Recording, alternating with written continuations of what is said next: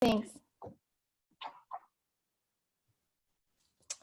So welcome to the American Bar Association's section of Administrative Law and Regulatory Practices webinar today on the Consumer Financial Protection Bureau and Puerto Rico's Financial Oversight and Management Board, the recent separation of powers challenges at the Supreme Court. I'm Ann Joseph O'Connell, and I'll be moderating today's event. The Supreme Court heard several structural constitutional law challenges this term, including to the CFPB, which was established with a single director protected from removal except for cause, and to the Financial Oversight and Management Board, which was created to address Puerto Rico's financial crisis and whose 7 members were selected by the president without Senate confirmation. This panel will address the decisions in these cases, as well as some of the larger issues surrounding them. A few notes on logistics. We'll begin with presentations from several of the panelists, then move to some intra-panel discussion, and then open it up for questions. You can submit your questions using the Q&A function at the bottom of the right of your Zoom screen, and you should feel free to submit those during the presentations. If you're having any issue with submitting through Zoom, you can also email me at amjoc@stanford.edu. That's amjoc@stanford.edu. Before I turn to introducing the terrific panel we have today, I want to take a few moments to urge you to join the ABA's Administrative Law and Regulatory Practice section if you are not already a member. If you are listening today, chances are that your interests or professional practice involve issues of government and regulation at the federal, state, or local level. Perhaps you're an agency attorney, perhaps you work for Congress. Our section members come from these backgrounds and also include federal and state judges, administrative law judges, associates and partners at major law firms, general counsels at major companies, and even administrative law professors and students. As a member, you will learn from and meet these experts at the section's numerous events over the year. Hopefully, we will start to transition into more in-person events.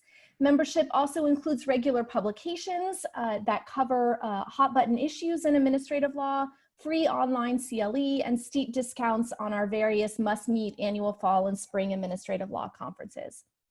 I also need to give a disclaimer that all the views expressed on this panel are the views of the individuals expressing them, and the views of the individuals should not be construed to be views of the American Bar Association or its section on administrative law and regulatory practice. Okay, with all of that, let me introduce our panel members who I'm delighted are willing to participate today. All of the panel members participated in the litigation that we're discussing today in some part, either representing parties or as writing amicus briefs. I'll introduce them in the order that they will be speaking. I'm going to put their names on the screen. So Ginger Anders is a partner in the DC office of Munger, Tolles, and Olson. Her practice focuses on appellate and complex litigation, particularly administrative law, constitutional law, the Foreign Sovereign Immunities Act, and intellectual property. She joined Munger from the Department of Justice, where she served from 2009 to 2017 as an assistant to the U.S. Solicitor General and a deputy assistant attorney general in the Office of Legal Counsel. During her nearly 8-year tenure as an assistant to the SG, Ginger represented the United States before the U.S. Supreme Court in a wide range of cases, arguing 18 cases before the court. Michael McConnell is the Richard and Frances Mallery Professor and Director of the Constitutional Law Center at Stanford Law School and a Senior Fellow at the Hoover Institution. From 2002 to 2009, he served as a circuit judge on the U.S. Court of Appeals for the 10th Circuit. He was nominated by President George W. Bush, Republican, and confirmed by a Democratic Senate by unanimous consent. He teaches courses on constitutional law, constitutional history, First Amendment, and interpretive theory. He's published widely in the fields of constitutional law and theory, especially church and state, equal protection, and separation of powers. He has argued 15 cases in the United States Supreme Court, most recently an 8-1 victory in a takings clause case on behalf of California raisin farmers. He is next scheduled to argue in Carney versus Adams, defending a provision of the Delaware Constitution requiring political balance on that state's court. He is senior of counsel to the law firm Wilson, Cicini, Goodrich, and Rosati, and he recently became co-chair of the Facebook Oversight Review Board. Next up will be Christina Ponza Krauss. She is the George Wellwood Murray Professor of Legal History at Columbia Law School. She writes about the constitutional history of American territorial expansion and the extraterritorial application of the US Constitution, examining their implications for American federalism, citizenship, and nationhood. Ponza Krauss is especially interested in the legal issues surrounding the political status of Puerto Rico and other US territories, the US Virgin Islands, Guam, American Samoa. She has written about these issues in the mainstream media as well as in scholarly publications. And Christina is the co-editor of Foreign in a Domestic Sense, Puerto Rico, American Expansion, and the Constitution. Before joining Columbia's faculty, Christina clerked for Judge Cabranes of the US Court of Appeals for the Second Circuit and Justice Breyer on the US Supreme Court. Then Jillian Metzger is the Harlan Fiske Stone Professor of Constitutional Law at Columbia Law School, where she is also a faculty co-director of Columbia's Center for Constitutional Governance. She writes and teaches in the areas of federal courts, administrative law, and constitutional law, specializing on separation of powers, federalism, and privatization. She has many publications, but one that received a lot of attention was that she did the foreword to the Harvard Law Review for the 2016 term at the Supreme Court, called 1930s Redux, the Administrative State Under Siege. She has won the American Bar Association Administrative Law and Regulatory Practice Annual Award for Scholarship and is a member of the Counsel of the ABA section of Administrative Law and Regulatory Practice and a senior fellow of the Administrative Conference of the United States, where she was a public member from 2010 to 2017 and is a member scholar of the Center for Progressive Reform. She has filed briefs at the Supreme Court and lower courts in a number of high-profile cases, and before coming to Columbia in 2001, she served as a law clerk to Justice Ginsburg on the Supreme Court and Judge Wald on the DC Circuit, and was a staff attorney at the Brennan Center for Justice. Okay, so on to substance. We will start with Ginger summarizing the decision in the cases involving Puerto Rico's Financial Oversight and Management Board, where she helped to represent the board. After Ginger summarizes the decision, we will turn to Michael to summarize the decision in the Consumer Financial Protection Board case, a case in which he filed an amicus brief on behalf of the challenger to the agency's structure. So let me turn it over to Ginger. Great, well, thank you very much. So I'm going to talk about the Financial Oversight and Management Board case. This is a case that arose out of Puerto Rico's financial crisis, which erupted in 2016. And at that point, basically billions of dollars of municipal debt came due and Puerto Rico defaulted. The Commonwealth attempted to deal with the problem itself by enacting its own municipal bankruptcy statute. But the Supreme Court held in a case called Franklin Trust that the bankruptcy code preempted that attempt. And so in the summer of 2016, Puerto Rico was in default to the tune of billions of dollars, and it was clear that Congress had to act. So what Congress did that summer was enact a statute called PROMESA, and it created the Financial Oversight and Management Board, which was a 7-member board that had significant responsibilities to impose fiscal plans on Puerto Rico, to work with the governor and the legislature to do that, to regulate the budget. So essentially to create a system that would enable Puerto Rico to get back to fiscal sovereignty. And at the same time, the board also had authority to essentially put Commonwealth instrumentalities and the Commonwealth itself into bankruptcy proceedings before the federal district court in Puerto Rico. And in those proceedings, it would act on behalf of the Commonwealth and its agencies. So in the summer of 2016, there really wasn't time for Senate confirmation. Everybody knew that time was of the essence. So what Congress did was it provided that all 7 members would effectively be chosen by the president. So the board immediately, upon its constitution, filed to place the Commonwealth itself into bankruptcy and several instrumentalities as well. So that staved off creditor actions that otherwise would have been brought all at once. One of those creditors was a hedge fund called Aurelius, and its business model is buying sovereign debt and then trying to collect on it, has pursued that pretty successfully against Argentina and other sovereigns. And so what they did here was they filed suit and challenged the board members' appointments as invalid under the Appointments Clause. And the basic theory was that the board members exercise really extensive authority. They're not supervised by anybody other than the president, and therefore they're principal officers and should have been appointed through nomination and the consent of the Senate. But instead they were appointed just by the president alone. So this is really not a normal Appointments Clause challenge. A typical case, it will be a given that the officer in question is part of the federal government, it's a federal office. And then the question becomes, is that person an employee, in which case we don't worry about how they were appointed, or are they an officer of the United States? And that question turns on whether the officer exercises significant authority pursuant to the laws of the United States. And then you'd ask whether the officer, if it is an officer, is a principal or an inferior officer. But in this case, the question was a little different. It was sort of an antecedent question. So the main issue in dispute was whether we should think of the officers, the board members, as federal officials at all. So in the words of the Appointments Clause, were they officers of the United States, or were they officers instead of a territorial government? So that required us to ask, what is Congress really doing when it structures a territorial government?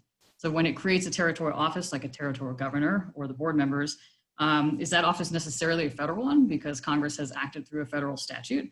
Aurelius basically said yes. Or alternatively, can Congress act as a local legislature and create local officials who exercise local authority just over the territories? And if that is the case, then was that what Congress was doing when it created the board? So those were the main questions. So answering those questions required delving into the history of the territories. The framers anticipated that the United States would acquire territory and that there would be a period of time in which those territories wouldn't be part of any state. So they needed local governments. So Article 4 gives Congress the authority to essentially act as a local government by creating all needful rules and regulations for the territory. Article 1 also gives Congress similar authority over DC, which like the territories is not part of any state. So Congress used this authority, starting with the Louisiana Territory, to create territorial offices, to create territorial governors and legislatures. And so in the past 2 centuries of having territories, there are really 2 lines of decisions talking about how the Constitution applies to territories. The first is a line of decisions specifically about separation of powers provisions, and this is the line that we relied on in defending the board's authority or the board's constitutionality.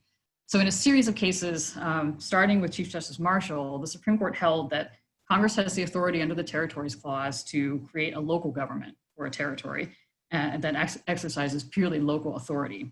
And when Congress does that, separation of powers principles don't apply to the establishment of that office. So for instance, when Congress creates a territorial court that decides territorial cases, Congress isn't bound by Article 3, and it can create judgeships that don't have life tenure or salary protection. At the same time, those decisions recognize that Congress can also create federal offices for a territory. So for instance, Congress can create a federal district court for Puerto Rico or a federal US attorney who's part of the Justice Department but is in charge of the District of Puerto Rico. When Congress does that, separation of powers principles do apply. So under that line of cases, whether Congress has to comply with separation of powers principles or not turns on whether it's creating a local or a federal office. So we argued that Congress was creating the board as a local office and therefore it didn't have to comply with the Appointments Clause. So the other line of decisions that we didn't rely on is the line of decisions known as the Insular Cases. Professor Ponza Krauss is going to talk more about those and how they played into this case. But basically they hold that the only constitutional provisions that apply in the territories are those that involve fundamental rights. Those decisions have been widely criticized for their racist reasoning. And there were some entities within the case that did argue that you could use those cases here to conclude that the Appointments Clause didn't apply because it doesn't involve fundamental rights. So that issue was very much in the case. So in this case, the district court upheld the constitutionality of the board's appointments. The First Circuit reversed, and then the United States, the board, and some other entities petitioned the Supreme Court. And the court granted cert, and in a unanimous opinion by Justice Breyer, it upheld the board's appointments. So the court first reaffirmed Congress's dual authorities with respect to the territory, so this long line of cases. The court said that Congress can create federal offices with duties pertaining to the territories, such as the Federal District Court or the U.S. Attorney for Puerto Rico. Oh dear.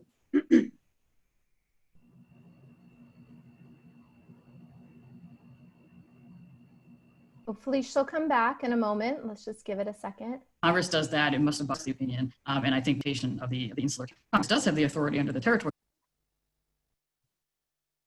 I'm sorry, am I frozen? Back? You were for a moment, but you're back now. Okay, great, sorry about that. We heard you say that first the court upheld Congress's dual authority over the territories. That's okay, sorry about that. In the middle of the city, you'd think you'd be okay, but at any rate, so yes, so Congress, so the court held first that Congress can create federal offices. with duties pertaining to the territories. And when Congress does that, the Appointments Clause does apply. So the district judge for Puerto Rico, for instance, has to be appointed in accordance with the Appointments Clause. But at the same time, the court held, Congress has authority to establish local offices, local governmental structures under the Territories Clause, as long as they have local authority, and that's all that they're enforcing. And to support the existence of this dual authority, the court turned to history, as it often does in these cases, and it's found that for the past 2 centuries, Congress has created local offices in the territories and in DC, and has provided that they would be appointed in ways that don't comply with the Appointments Clause. So for instance, the mayor of Washington in 1803 was certainly a principal officer, or would have been, but he was appointed by the president alone. So there were lots of examples like that throughout history. And so the court concluded that when Congress creates a local office, the Appointments Clause does not restrict the appointment as long as those officers have, quote, primarily local duties. So that's the test of the Appointments Clause's application here. Then the court went on to conclude that the board is primarily local. So the court looked at what Congress had said about the board, which was that it is in the territorial government and is a territorial entity, but the court didn't accept that at face value. It then went through the board's authorities and its duties and found that they were all focused on Puerto Rico and bringing Puerto Rico through bankruptcy. So for that reason, the court concluded they are local officials and they don't have to be appointed in accordance with the Appointments Clause. So Justice Thomas concurred in the judgment. He took issue with the primarily local duties standard as too squishy.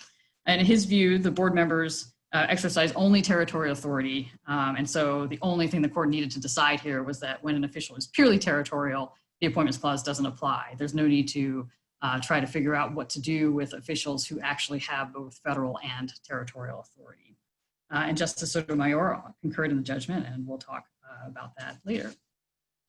So just in terms of the larger implications of the case, I think this case had extraordinarily significant implications for the territories, at least potentially, because the territories, for the past 70 or so years have been largely self-governed under congressional statutes that allow their officials to be enacted or to be appointed through local election and through local appointment by other territorial officials. So there's the potential here that had the court come out the other way, that entire system would have been thrown into doubt. And there would have been a question whether, in fact, Congress and the President and the Senate have to appoint many of those officials. But because the court came out the way it did, the status quo is safe at this point. In terms of implications for federal agencies more generally, I think those are relatively limited because the territorial context is so distinct historically and constitutionally. But I do think there are aspects of the court's analysis, that do have implications for other cases. So for instance, the court reaffirmed, as we'll also see in the CFPB case, that history is really important in giving meaning and content to separation of powers principles. And the court also, in deciding how much or what type of authority an official has, really reemphasized, as it has before, that it's not simply going to take Congress's word for it. That it's going to actually look to see what authority an official has and not just simply look at the label that Congress places on an official in the statute. So I think that, again, is sort of not new. That's something that the court did in the Lebron case involving Amtrak. But I think the court applied those principles to the Oversight Board. And I think that reaffirmation is something that I think we'll see in other cases more broadly. Great, thank you.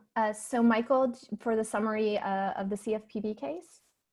Yeah, so this case is called SELA Law versus the Consumer Protection Board, Financial Protection Board. This involves a regulatory agency set up as part of the Dodd-Frank bill in 2010 in the wake of the financial collapse.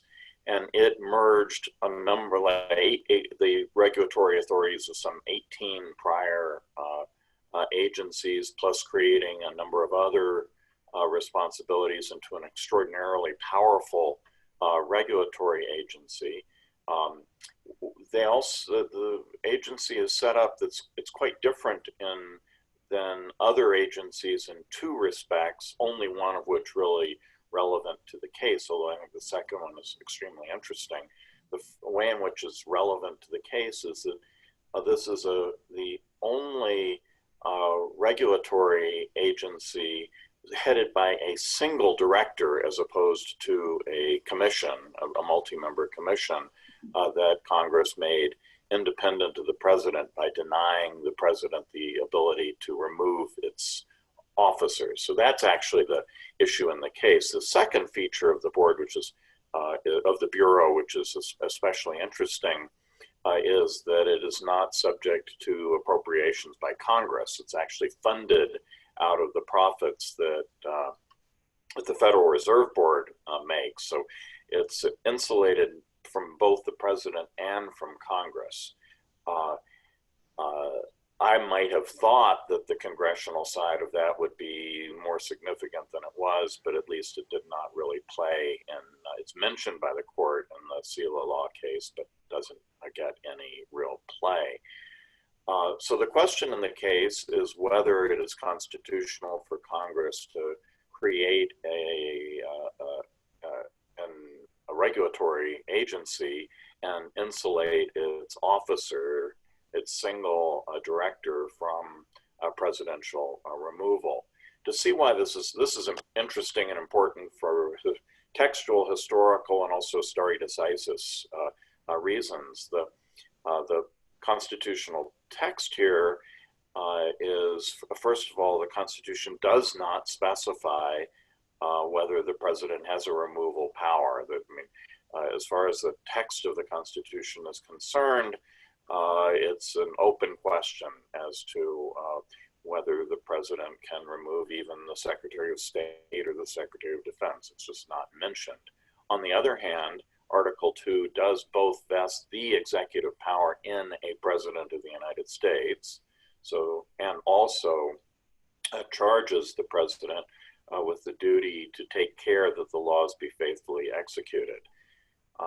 It so happens that this issue of removal was the first constitutional question, seriously debated by Congress. It was debated by the first Congress when they created the initial principal agencies of government. And that so-called decision of 1789 has been a matter of academic dispute for a long time. I think the prevailing view, the conventional view, the dominant view is that the Congress, after debating the constitutionality of these things, concluded that the president has a constitutionally vested removal power. But this has always been contested. Edwin Corwin disagreed with this. My teacher, David Curry, disagreed with this.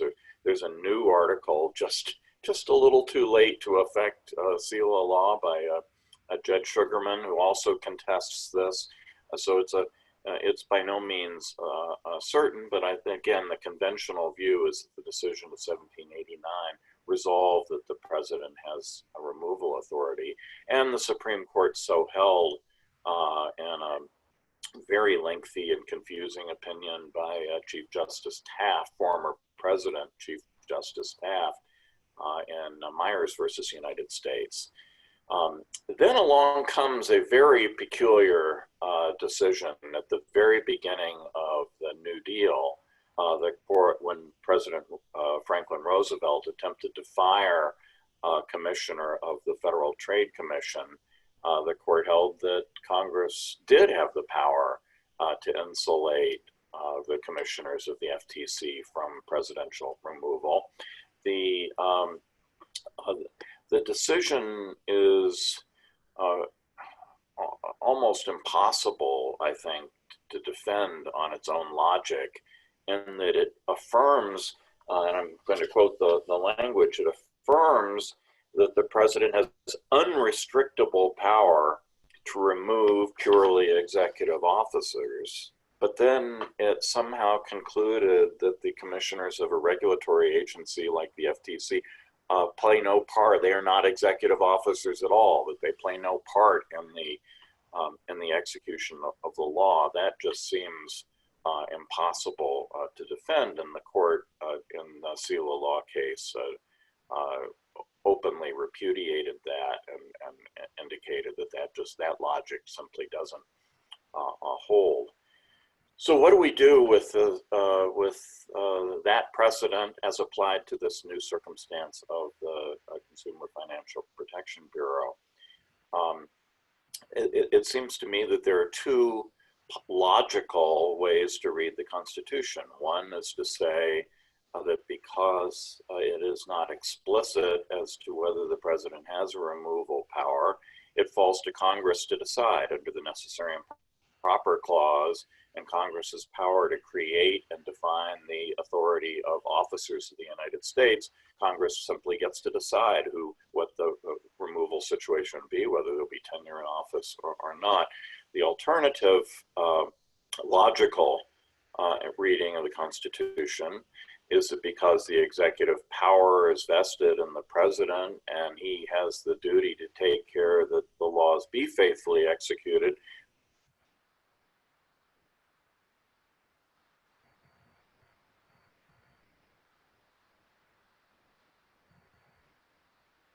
Give it a moment.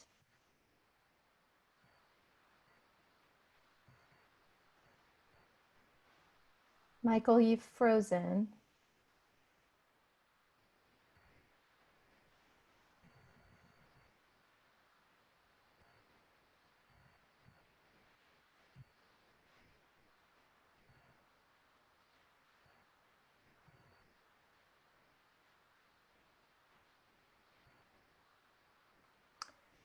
Jillian, I think, would it make sense, Jillian, could you just summarize the court's decision? Yeah, he's dropped off. Okay, sure, happy to. So Michael was giving a great exposition of the sort of structural precedential background. I'm going to jump us forward, a couple centuries, and just talk about this decision. So as he mentioned, the CFPB, I think he's back. okay, I'm back. Just like Freddie in the movies. So He's I was back. just beginning to give a description of the holding in the case. Okay, thank you. Michael, maybe we'll jump back to you to maybe kind of summarize the holding, because then we, in the next few minutes, so we can move on to Christina. And so, so the court, in a 5-4 decision, the court basically repudiated the logic of that New Deal decision, Humphrey's executor, but said that it wasn't necessary to revisit it. Instead, what it did was say, we're not going to extend it any farther. So this is the second case after in which the court has done that. It's basically said, we're going to confine the precedent of Humphrey's executor to multi-member executive agencies and not take it any farther. And so that means that they did hold that it is unconstitutional for Congress to restrict the removal of the director of the CFPB. That's significant maybe in itself, but what's really significant, I think, is that the whole logical framework for independent agencies is now, I think, been repudiated. And here's a prediction. I don't usually like to make predictions, but I'm going to make a prediction here. As soon as Joe Biden is elected president of the United States, he's going to fire a bunch of Trump appointees, and that's going to be upheld, and we will no longer have independent agencies. A forceful end. So let's turn to Christina, who will discuss some of the wider issues back on the Financial Oversight and Management Board. And then after Christina, we'll turn to Gillian for some sort of thoughts on the CFPB. Christina was part of an amicus brief urging the court not to rely on the Insular Cases from 1901 about which rights applied in the US territories. And she'll also discuss Justice Sotomayor's concurrence. All right, Christina, thank you. If I freeze and don't come back for a few seconds, would you wave, Anne, or something in case I can't tell, and then I'll drop off and come back. Okay, so thank you. So I want to frame what I'm going to say, a little something about the Insular Cases, and then a little something about Sotomayor's concurrence by asking you to imagine a scene It's a familiar scene from spy thrillers, action movies. You've all seen scenes like this, where there's a fancy cocktail party going on inside in a beautiful room in the US Embassy or the Russian Embassy or what have you.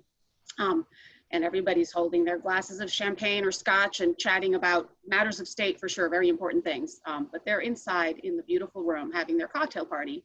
And outside in the back alley or the courtyard or the basement or the kitchen, there is a fight to the death.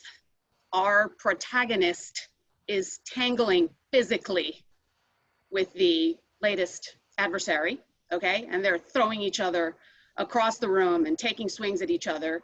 And eventually someone gets hurled through the window into the fancy cocktail party. We've seen it happen. So I feel on this panel, like I have been outside in that back alley, taking swings at people and receiving them. And I'm dragging myself in or being hurled in, bedraggled, bloody, scarred, and bruised. You all are holding your champagne glasses and turning around in alarm and thinking, oh my goodness, what is that? Well, this is the fight to the death that is between the lines and hidden somewhat in Sotomayor's opinion, unless one knows what she's talking about. I'm gonna try to be as concise as I can in explaining the plot line that leads us to that fight in the back alley. As you know from the movies, it might not be so easy, but I'm gonna be as concise as I can. So the Breyer ends his opinion for the court by saying that the parties urged the court to overrule the insular cases, but the court thinks the insular cases are irrelevant, and so they're not going to do anything either way. They're not going to talk about them. They just have nothing to do with this case. Thank you very much. And then he also says, he refers to Justice Sotomayor specifically and says, as she acknowledged, no one raised, and therefore we do not need to answer questions about the Federal Relations Act or Public Law 600, both of which are federal laws dealing with Puerto Rico's self-government. Federal Relations Act being the latest version of Puerto Rico's Organic Act, which was then substantially, though not entirely, replaced by a constitution in 1952, and it's that constitution that provides for Puerto Rico's local government. So the insular cases, no one used to know what these were. I think that's not true anymore, but I'll just say briefly that they are the cases from 1901 that held that. What they held is also hotly debated, but let's just say that the standard account is that the insular cases held something along the lines that the Constitution did not follow the flag to Puerto Rico, the Philippines, and Guam, which were the territories annexed in 1898. So we all know the Constitution doesn't follow the flag is not a precise formulation of anything, but we all also know that it means that somehow the Constitution, different parts of it don't apply in the same way to these territories. So the reasoning in the insular cases, as Ginger pointed out, it was that only the fundamental provisions of the Constitution apply, and as she correctly said, that language referred to rights, not to everything else, but the language has confused people in Puerto Rico and thinking about Puerto Rico for a long time. And so in Puerto Rico, people are often not sure what part of the Constitution applies. The idea that the Constitution doesn't follow the flag to Puerto Rico is what anchors the large powers of the federal government and of Congress in Puerto Rico. And so the insular cases make people pretty nervous down there because they have been cited to withhold the application of this or that constitutional provision, not really all that many over time, but it always hangs over Puerto Rico. What are they going to say next about this or that constitutional provision? So the fight in the back alley, so to speak, over what the insular cases mean is a fight that has stakes for Puerto Rico's current situation. How much leeway does Congress have here? And for its future, its decolonization. What options do we have and what options does Congress have in providing for a decolonization process for Puerto Rico, which, as I hope all of you know, is a colony of the United States, has no voting representation in the federal government, And so we still have sort of the vindication of self-determination pending. So Ginger mentioned that the board did not rely on the insular cases. It did not, as far as I know, before the Supreme Court or the First Circuit, but Ginger can correct me if I'm wrong. I'm pretty sure in the district court, they floated that idea in one of their briefs as an argument in the alternative. They argued that the appointments clause is not fundamental, see the insular cases, and therefore it doesn't constrain what Congress does in Puerto Rico or the president does in Puerto Rico. So given that, and given that there was a constitutional question, Puerto Ricans got nervous, and there was one party involved in these cases that argued that the insular cases should be overturned. And then there were a number of amicus briefs before the First Circuit and the Supreme Court, also urging, begging, imploring the court to overturn the insular cases. The brief I co-authored argued that the court should simply ignore them altogether. They don't have anything to do with the appointments clause. The question of fundamentality doesn't tell you anything about a structural provision like the appointments clause. And so please don't touch them. And our argument was please don't touch them, because when the court touches the insular cases, frightening things happen. And so from our perspective, it was a huge victory that the court ended its opinion by saying the insular cases have nothing to do with this, okay? They didn't let them out of their cage. I'm happy. However, in comes Justice Sotomayor, who begins her concurrence by saying that she is writing separately because no one raised or argued an issue that she says could call into doubt the court's conclusion that the board members are territorial officers not subject to the appointments clause. What she goes on to do doesn't call that conclusion into doubt at all. She agrees that the board members are territorial officers, and she agrees that the appointments clause doesn't govern the appointment of territorial officers, but she goes to a more fundamental question, so to speak, and that is whether Congress had the power to appoint these people at all, insofar as they're territorial officers. And what she argues, in a nutshell, this is the plot line that would take a while, but in a nutshell, she argues that Puerto Rico and the United States, when Puerto Rico adopted its constitution in 1952, entered into a binding bilateral compact. It's supposed to bind Puerto Rico and the United States. And pursuant to that compact, Puerto Rico has local self-government under its own constitution, and Congress cannot alter it or repeal it, for that matter, without Puerto Rico's consent. We Puerto Ricans have been fighting to the death for 60 years about whether Puerto Rico and the United States actually have such a compact. So the side that likes the compact argues, yes, we do. This is the side that supports Commonwealth status for Puerto Rico. They want Puerto Rico to remain something along the lines of what it is right now, neither independent nor a state.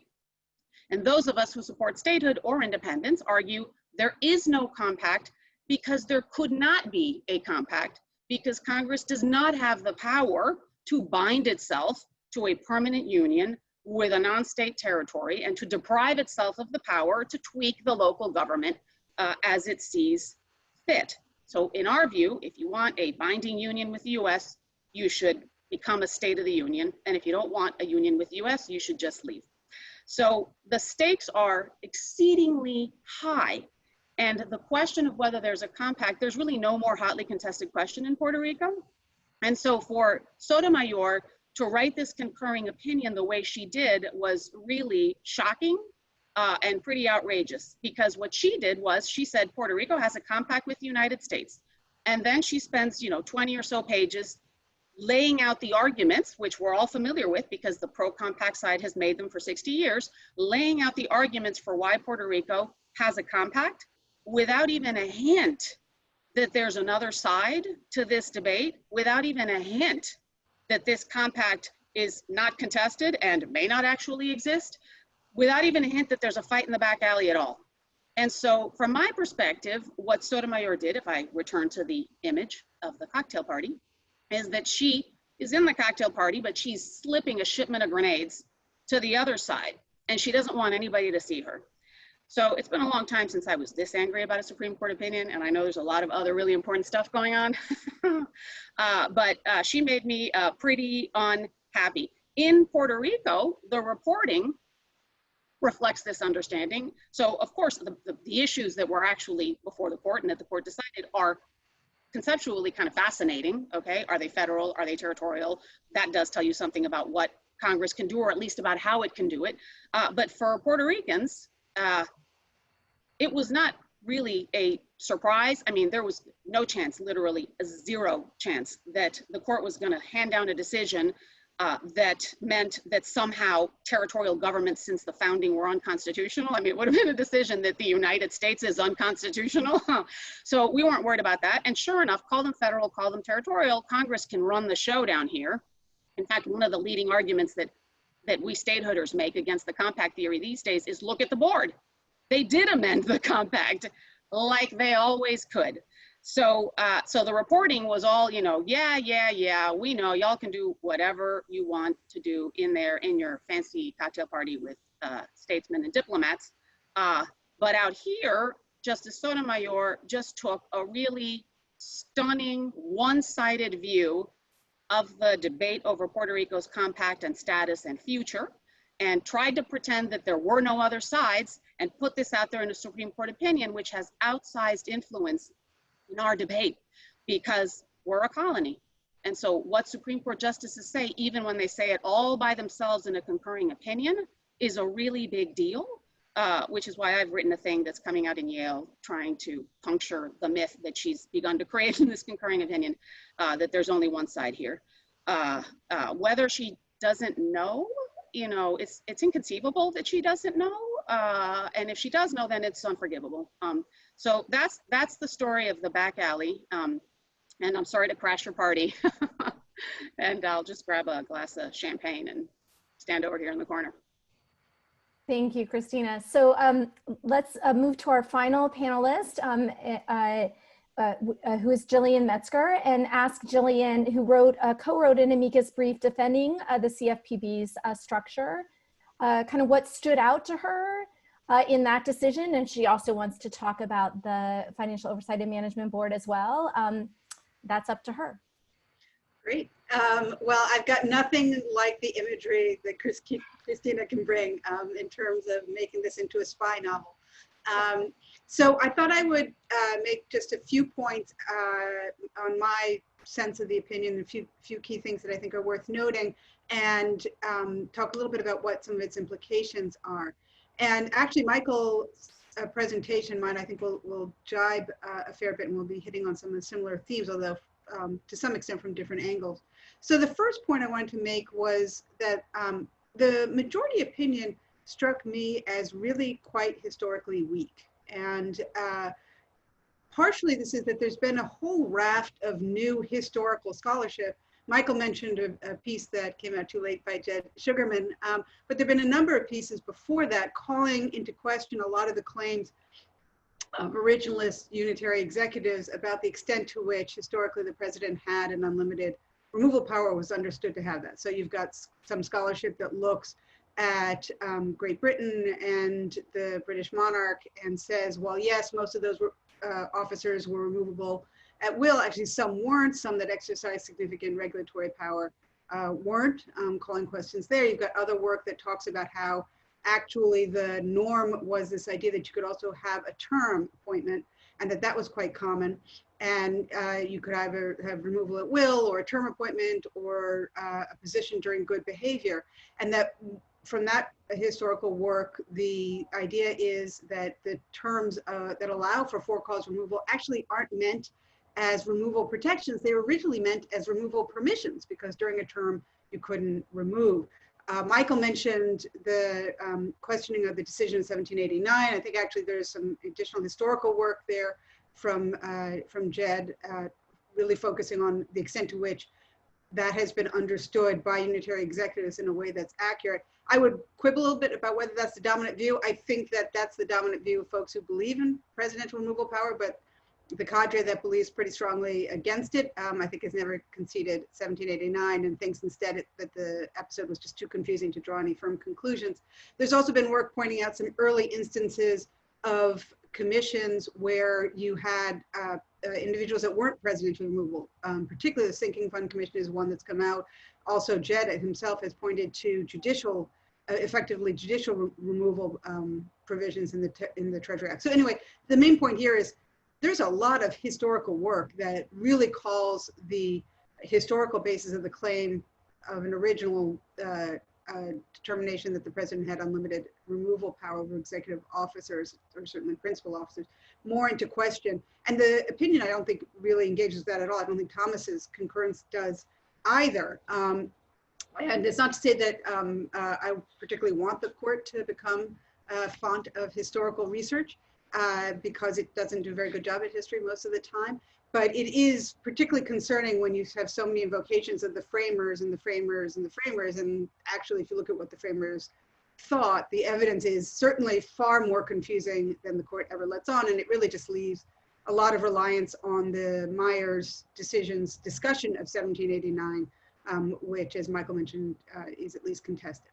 So that's one point. I think it's quite historically weak. Instead of history then, even though they invoke the framers, so what is animating the majority opinion? And here, I think it's really turning on a particular structural image of the separation of powers, one that has, very interestingly, both formalist and functionalist elements. So the formalist idea is a very strict separation of powers. Powers need to be, the executive powers given to the president and legislative Congress, and judicial to the courts, and insisting on very clear demarcations. That's been a theme in many Roberts Courts separation of powers decisions, more in rhetoric necessarily than actually in bottom line results. So that's the formalist side, but the functionalist side I think is actually quite more interesting, and it's the way that the president is viewed, and there's just a kind of striking view of the president as the font of political accountability in our political and governmental system, and a crucial check on abuse of power. And this relates, I think, fundamentally to the idea of the president holding in check the vast administrative state. But you do have Roberts making this extraordinary line that the framers made the president the most democratic and politically accountable official in government, ignoring a variety of things about how the House was viewed as the more popularly elected and attached branch of government. In fact, there's one entity of government that's really missing from the majority opinion, and that is Congress. It is really striking how little reference to Congress there is. The necessary and proper clause, which Michael mentioned, is not mentioned expressly in the majority opinion.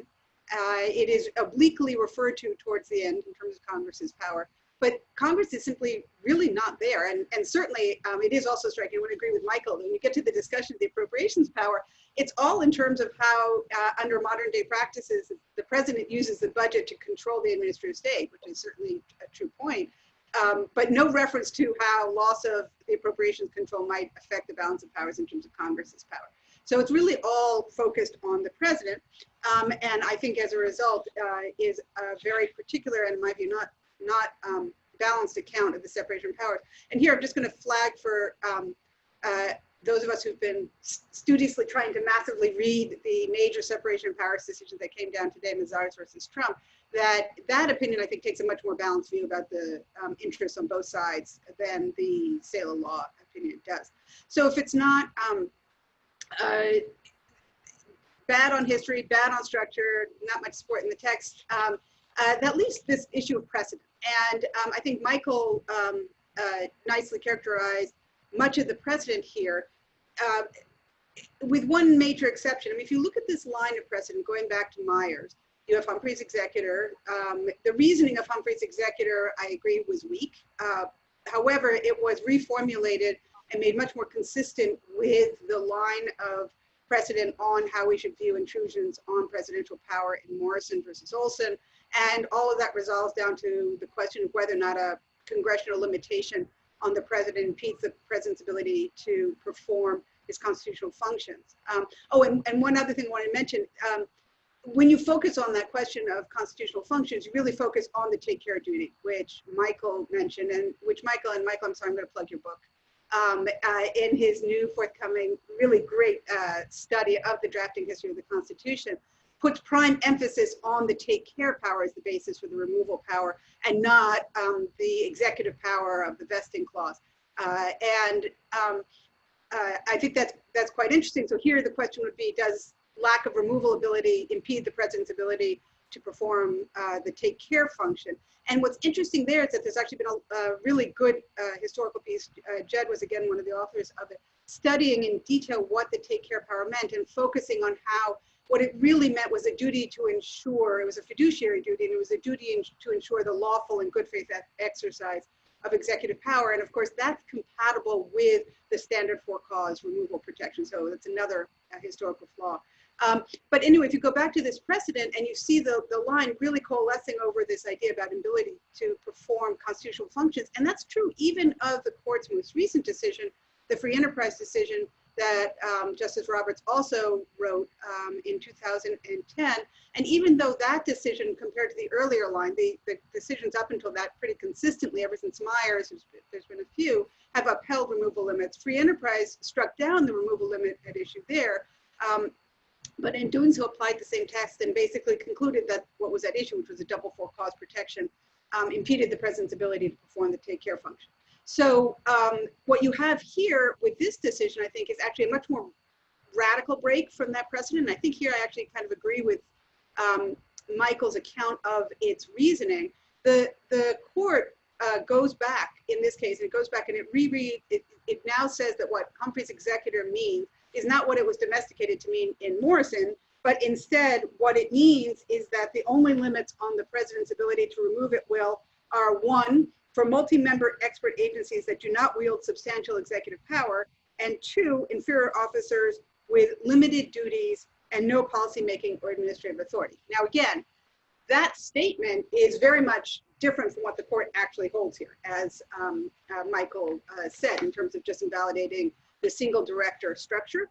But that reasoning, the idea that you can't have a multi-member agency wielding substantial executive power, that would call, as he suggested, independent regulatory commissions into question. That would call the Federal Reserve into question. That would, the logic that in addition you can't have inferior officers that go beyond limited duties and have any policy making or administrative authority, that would call the senior executive service into question, which has some forms of civil service protection, but certainly many officials at that high level who are career officials do exercise some policy making and administrative authority. So the implications of that reasoning are radical, they are extraordinarily disruptive. If that's what the court actually means, then it is fundamentally reshaping our modern administrative government and the shape that it has taken ever since the early years of the 20th century. That's not how the opinion necessarily has to be read, right? The bottom line result was to strike down the single director structure of the CFPB. The court makes a lot of reference to historical practice, a point that Ginger made, and this is, I think, an interesting link between the two decisions, and one that we see again today. A lot of emphasis in the Roberts Court approach to separation of powers, focusing on historical practice. And the historical practice has been, for a long time now, we have had independent agencies. So if you emphasize that, and you emphasize the bottom line result where you strike down the single member head, and the court makes a point of saying that's a newfangled idea, we'll go thus far as Humphrey's executor, but no further, then the results of the decision, I think, are more limited. They might still be significant. I know, and you're very interested in the Inspector Generals, and I think we can talk about perhaps what the implications of the decision might be, even in its more domesticated form for Inspector Generals. I think that may still be a hard claim to grant independent Inspector Generals a form of independence protection against removal. First of all, because it would be new, and so at odds with that historical background. But again, it has that single director-ish feel, which the court seems to be emphasizing. But certainly, if we just focus on that, on the holding and on the unwillingness to disturb precedent, then the opinion doesn't necessarily signal that much. Whether or not Biden would go so far as to want to call into question the independent agency structure of the national government, I think is a more debatable point, but I'm going to leave that for now. Maybe we could talk a little bit more about the consequences of SALA with regard to IGs, I mean, I think that, and some other things. So I think at the very least, we know from the majority opinion on the CFPB case that the Federal Housing Finance Agency, right, the FHFA, that its leadership structure is unconstitutional because it too has a director appointed to a term with protection from removability except for cause. So I think the Collins versus Mnuchin case from the Fifth Circuit, at least that structure is not constitutional under the majority opinion. The majority seems to suggest with regard to the Social Security Administration that maybe with its single director with the term and protection that might be okay. So I guess maybe turn to Michael on IGs, right? So President Trump has fired several IGs under the current law. To fire an IG, the president need only give notice at least 30 days before removal. There's no protection from removal. There's just this noticing requirement. And then the practice has been, not just in this administration, but in previous administrations, that you give the 30-day notice and then you put the IG whom you want to remove on administrative leave. And so in the aftermath of these recent firings, there are of course legislative proposals from the left and the right to give some protection from removability to IGs. Some are paired with terms, some are not. Just would say you can't fire an IG except for cause. And so, Michael, do you think that those, if any of those legislative efforts were successful, would be upheld on a kind of line of, well, under Morrison, they're inferior officers and the analysis is different? So I think it all depends on what powers the IGs have. You're much more familiar with this than I am. But if their power is simply to investigate and make public and advise the president on misconduct in the agencies, I think arguably they are not exercising executive power and thus would not come within the terms of the decision. Does anyone else have any thought on these separation of powers cases and IGs? Can I just jump in? I mean, I think that's absolutely right. The functions that they serve matter a great deal. I think that it's possible to cut it both ways, though, because on the one hand, I think the limited function, you could argue they could be made more protected, particularly if you connect it to a term. The other side tends, I think, more to focus on the fact that they're located in agencies and the broad scope, what that might mean if you look at it across the executive branch in terms of the president's ability to oversee and control information. So even well before this case, there has been a real dispute, I think, about whether or not IGs could be given formal independence. And I think you can read this decision either way. The one thing I just want to emphasize, which I mentioned before, there's the flip side of relying on historical practice, which is historical practice allows what has come to be established up until now, but it doesn't really allow changes to address new problems. So as you see a new problem emerging of a president who might be willing to really subvert the IG structure by firings and not limiting it to instances where people might really have more cause to be concerned, but really sort of across the board whenever investigated, that's a kind of new problem that ordinarily you would want Congress to respond to and try new solutions and try rebalancing and rejiggering things. But this idea of historical practice has this side of sort of preventing experimentation. And that's why I think so much the fact that Congress's power to experiment and Congress's power to set up the structures of the federal government is not emphasized in SALA may be quite significant. And this, again, this kind of resistance to novel structures may impede the ability to experiment going forward. So maybe we're going to do just— That strikes me as entirely right.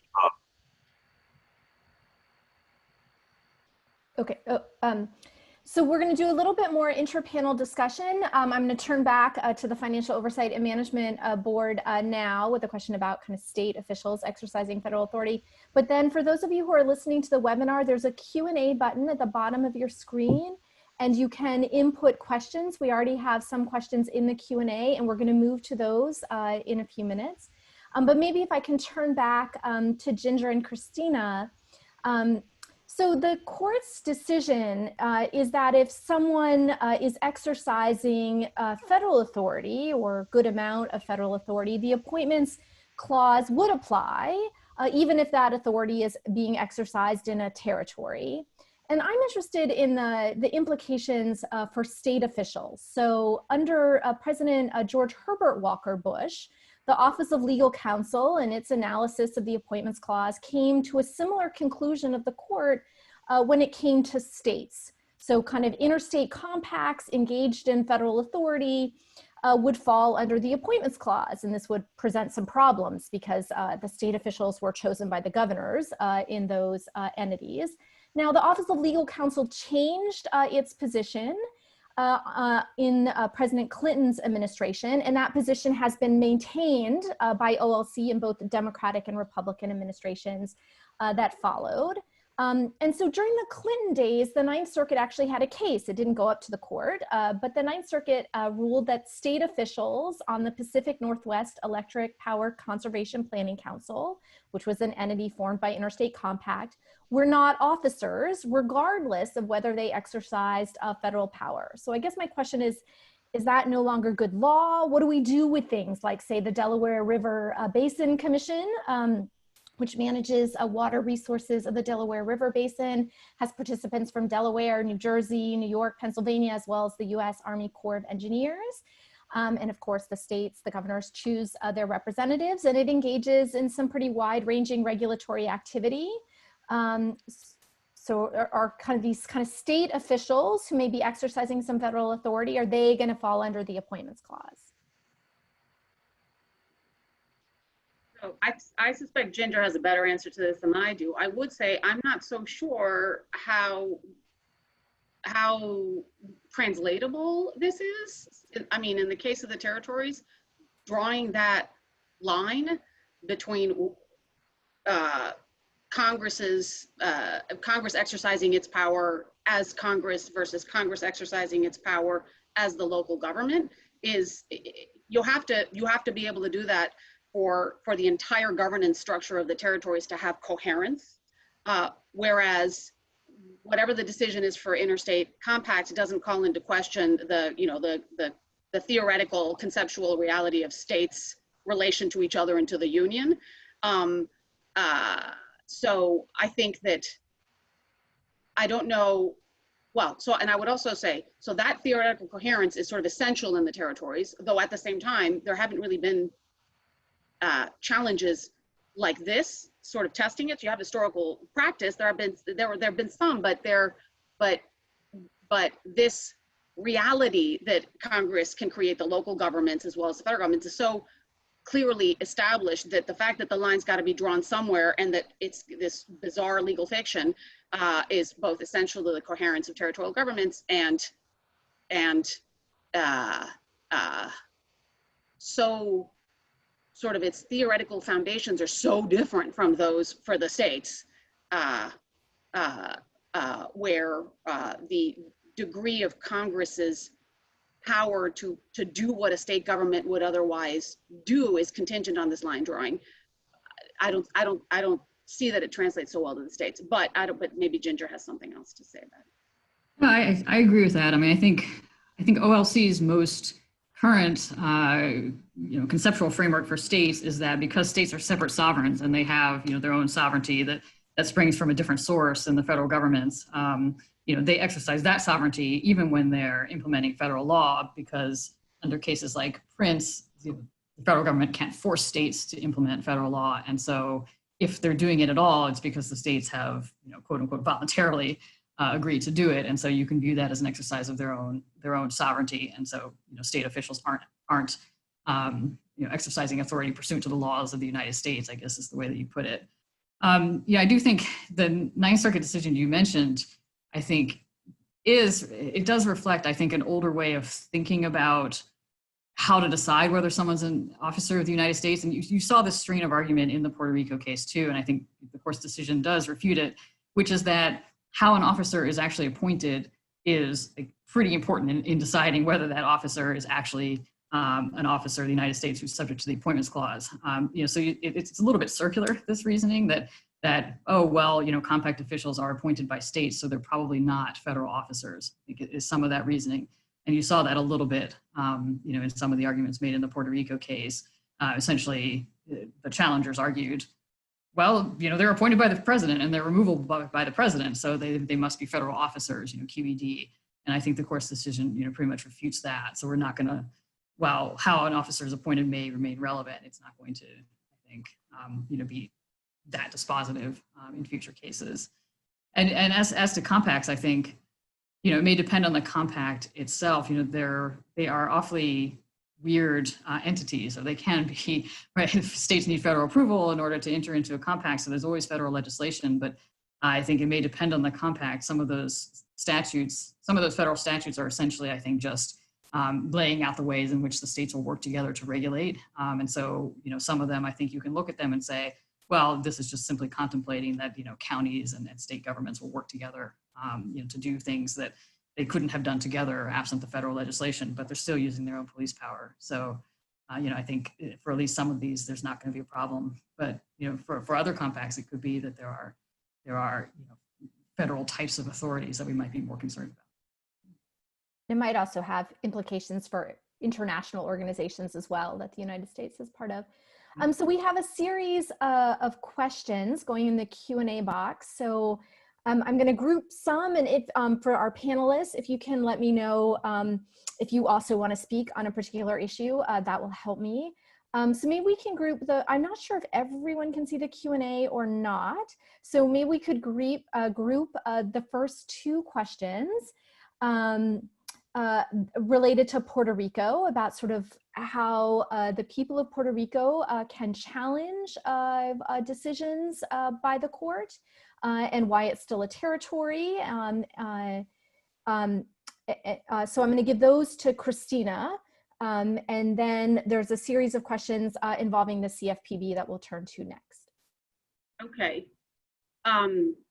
So as I understand this set of questions, the reference to the Fifth Amendment, I take the question to be, would it be possible for the United States and Puerto Rico to enter into a binding compact if the United States were to amend its constitution to provide for it?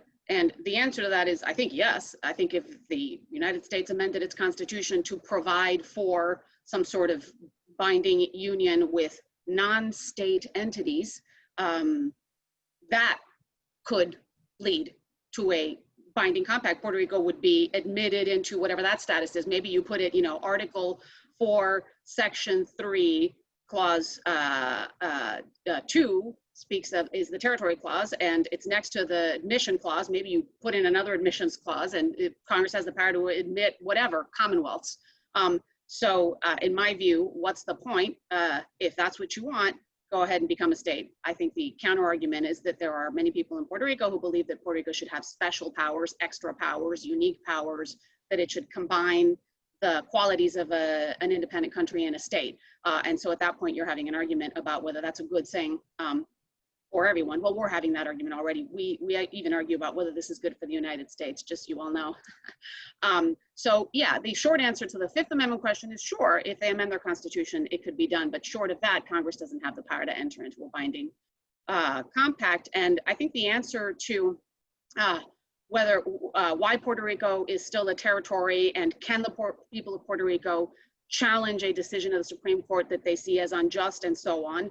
On the one hand, we have the channels everyone else has to litigate before, in the courts, and we're at odds with each other in such litigation almost always. So we're never really going to get very far in reaching consensus among ourselves by litigating, but we do, clarify certain issues. I just want to say, by the way, that the opinion of the buyer's opinion for the court in Aurelius is a really excellent, clear exposition of Congress's plenary power, of this dual power that Congress has. I called the bit on the Insular Cases a triumph, but I would say page 1, sentence 1 or 2, where Breyer says, the appointments clause applies to the appointment of US officers, whether they're in Puerto Rico or anywhere else, that's even a bigger triumph, because that gets entirely rid of the idea that somehow the insular cases can mess with that. And then he goes on to say, and even so, Congress can appoint local officers as well as territorial officers. So a very welcome clarity can come from good court opinions and the opposite from bad ones.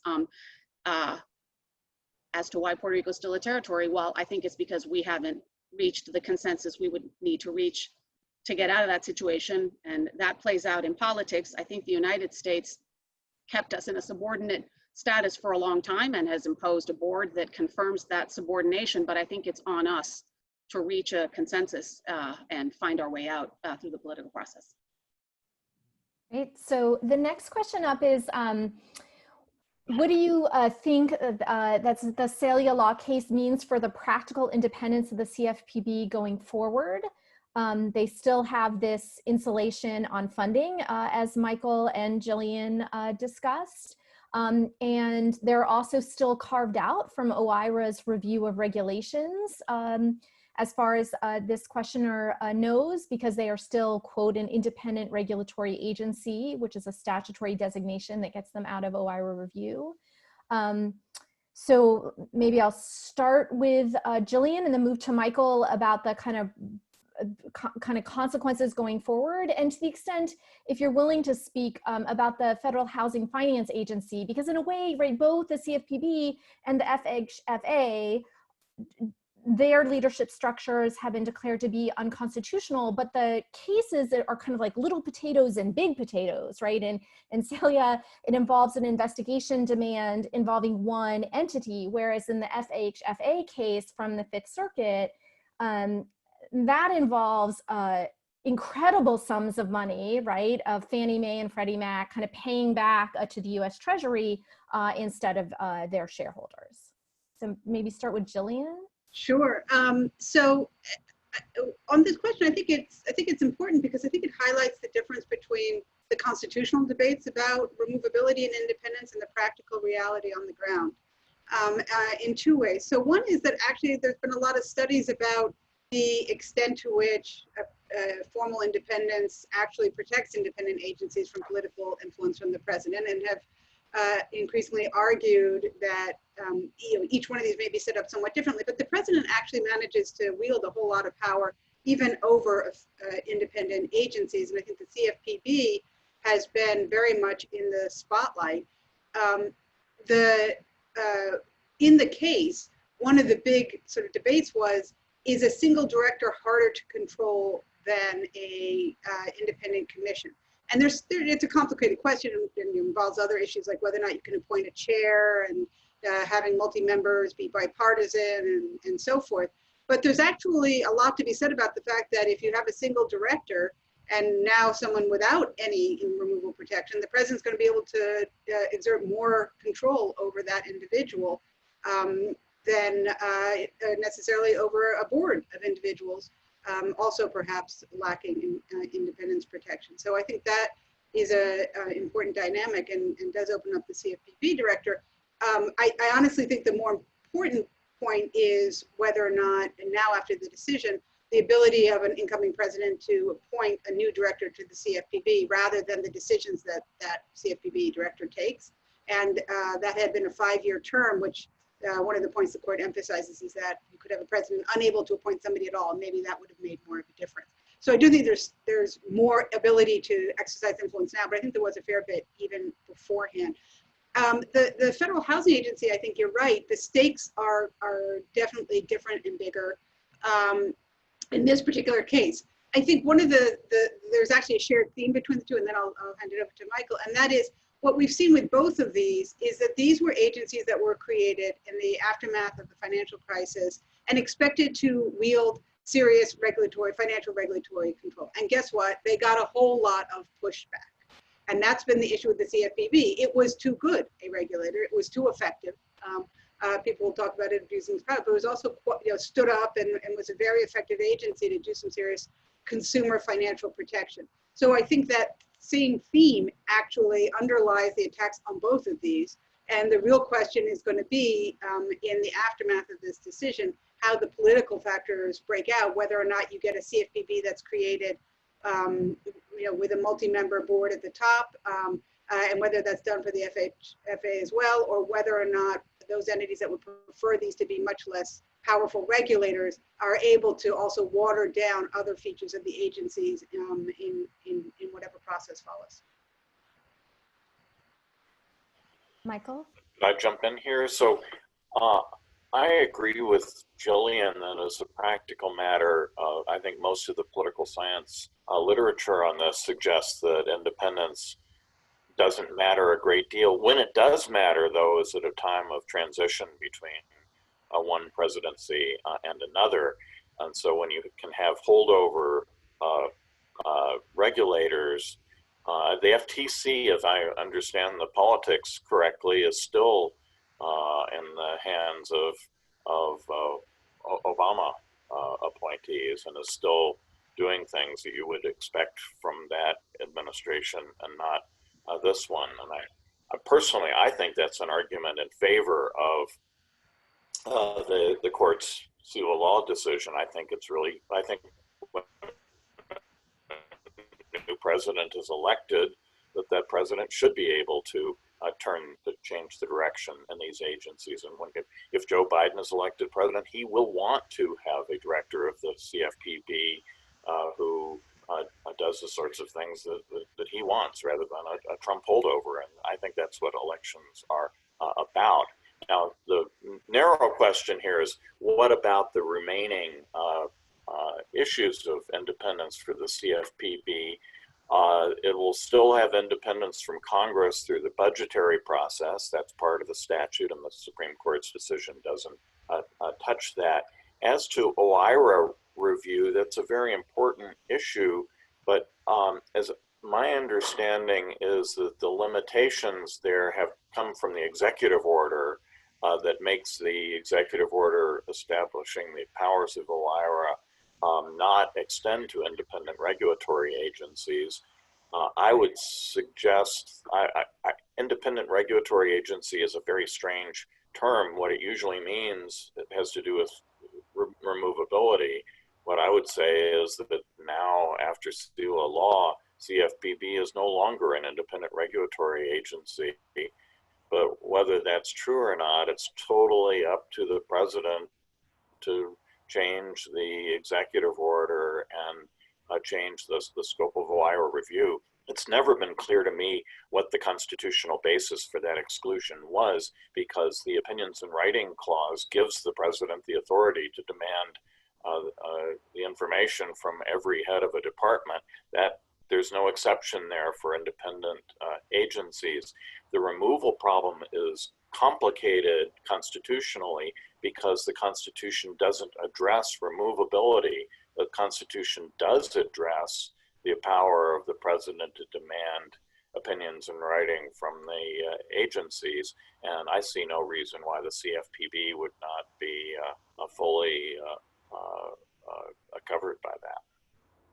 Well, the CFPB and other independent agencies do have to provide information to OIRA, like they're still covered by the unified agenda of federal and regulatory and deregulatory actions.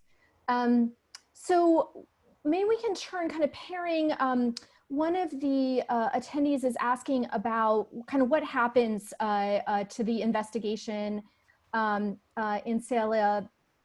And then the question is, right, if, could a director ratify the investigation demand without going through full rulemaking? It's a little confusing, I guess, because this was never kind of a rulemaking, but maybe the question is kind of, to what extent do you think that, assuming, right, Collins versus Mnuchin's going to hold and the structure of the FHFA, are we going to allow kind of ratification later, even as kind of striking down removal protections? Jillian or Michael, do you have any thoughts on that? Well, there are two issues here. One is the dreaded severability question that, and remedial issues that we were hoping to punt more on. And then there's this interesting issue of ratification. So ratification has been an issue that has risen to the fore with a number of Roberts Court's separation of powers decisions. Sailor Law was another one. I'm not Sailor Law, sorry, Lucia versus SEC was another one that raised some issues of ratification.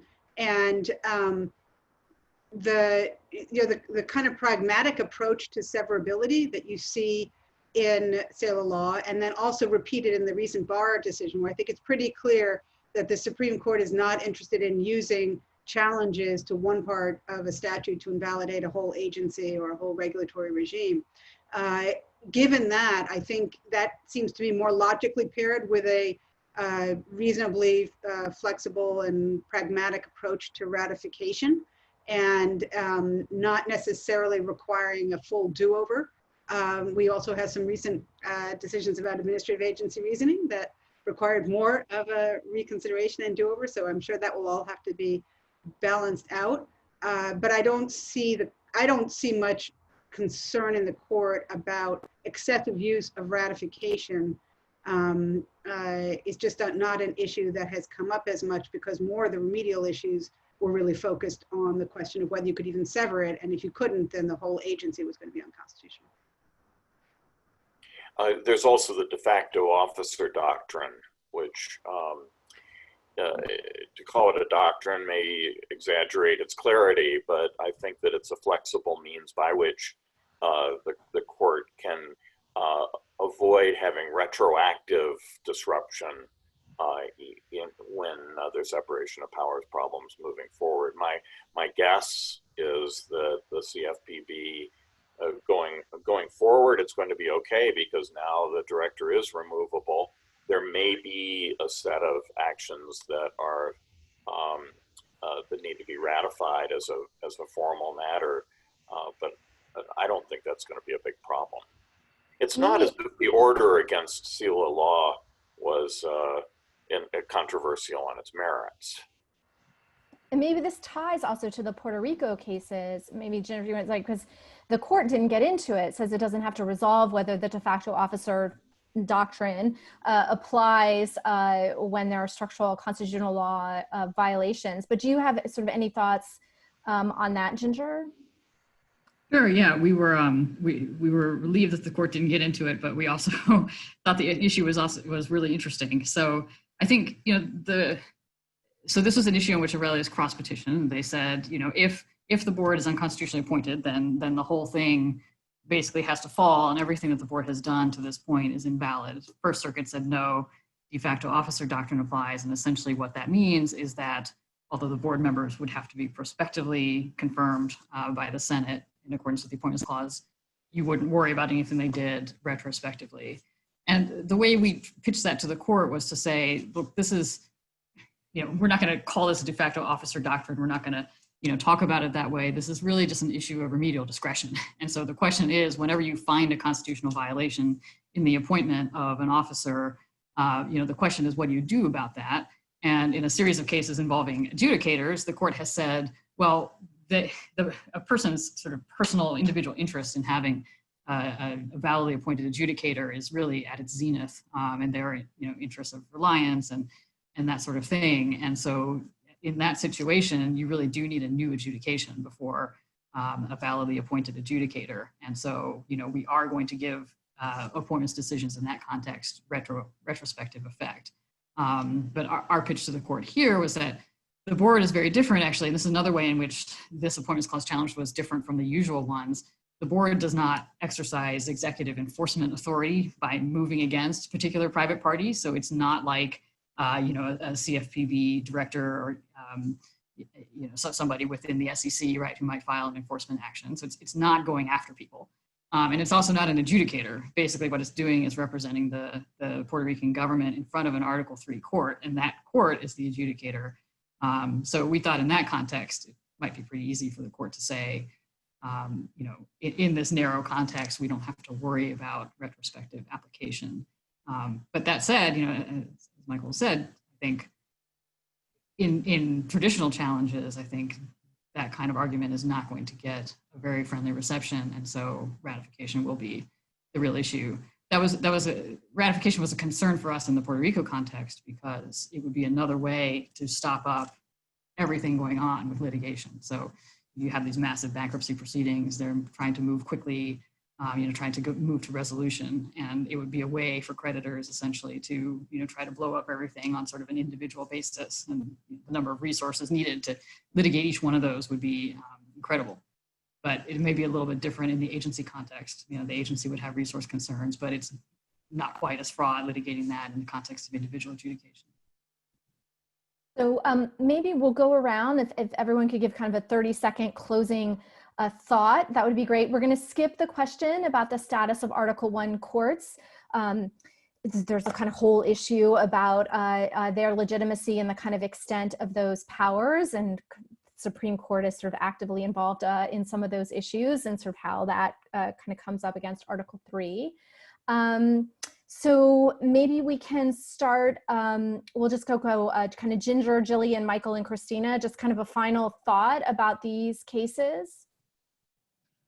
Okay, well, I guess I'll just mention something that the court didn't decide, but that might be coming up in future administrative law cases, which is the extent to which Congress can constrain the president's power to choose particular appointees in the first place. This is an issue kind of hanging at the margins in Puerto Rico, but it didn't really come up, which is that Congress limited the president's authority to choose people by saying you have to choose off of these lists that Senator McConnell and other leadership members chose. And I think there is a question out there whether that infringes the president's exclusive authority, if he has exclusive authority under the Appointments Clause to decide who the appointees are in the first instance. So that and that list procedure is something that is used in other federal agencies. So you may see that coming up in the future. So I think my 30-second take would be that just as these kind of structural constitutional cases, which both of these are, have become a real sign of the Roberts Court. They've done a whole lot of them over the last few years. They're continuing to do more. Structural separation of powers is really at the forefront, and the effect of them on the shape of the national government, I think, still remains to be seen, but the potential for dramatic change is there, and sometimes the court grabs onto that. But in general, I would say the approach has been more incremental over time, and so it's still a little bit unclear how radical and transformative the Roberts Court will end up being. Thanks, Michael. So I think that there's going to be a lot of change, but whether it really makes much difference is another question. Some people imagine that the modern regulatory state depends upon things like having independent regulatory agencies. I think that's a misconception. The regulatory state plows ahead just fine with presidentially controlled regulatory agencies. It's not obvious that the EPA is all that different from Cfpb or is all that different from any of the others. I do think that the problem of transition from one presidency to another is a real one, but beyond that, I think some of this is exaggerated. But from a point of view of constitutional interpretation, I really do think that the part of the sensibility of the more pejoratively described formalist justices is that they think that the Constitution ought to be complied with sort of for its own sake, and that this idea that there's a headless, fourth branch of government running around that can exercise final power that's not answerable either to Congress or the president just doesn't jibe with the Constitution, and I think they're in the process of trying to clear that up. And Christina, our kind of final word. Okay, well, I am certainly not going to sum up all of the themes, but rather I think come crashing in another way and just say that if you are interested in the fate of the territories under the yoke of the Insular Cases, then you should pay attention to litigation unfolding in the 10th Circuit, in which the question is whether the citizenship clause of the 14th Amendment applies in American Samoa. There's already a DC Circuit decision saying it doesn't, and battle in the 10th Circuit we're all hoping for a split. So the Supreme Court speaks on this, at which point we would be terrified of what it's gonna say. But that's a much bigger battle over the Insular Cases, both their relevance and their effects. So watch me try to drag you all out to the back alley by conclusion. Well, I want to thank our amazing panelists, and for those of you who stuck with us, I hope that you found it informative and productive, and I hope that everyone stays safe in these distressing times. Thank you so much.